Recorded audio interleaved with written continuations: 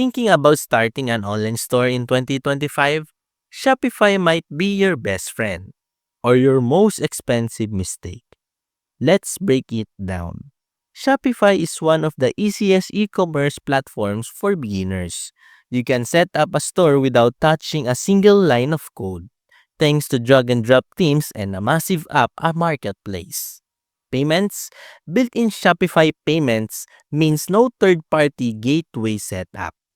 It's secure, mobile-friendly, and integrates with Facebook, Instagram, and TikTok for selling anywhere.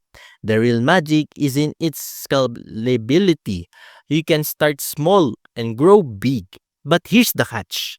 Monthly fees start at $39, plus extra costs for apps and transaction fees if you don't use their payment system. If you want complete control over your site's code, Shopify can feel restrictive. Still, for beginners who value speed and simplicity, it's hard to beat. For a fast start in e-commerce, Shopify is worth it. Just watch those add-on costs. Follow for more 2025 tech reviews.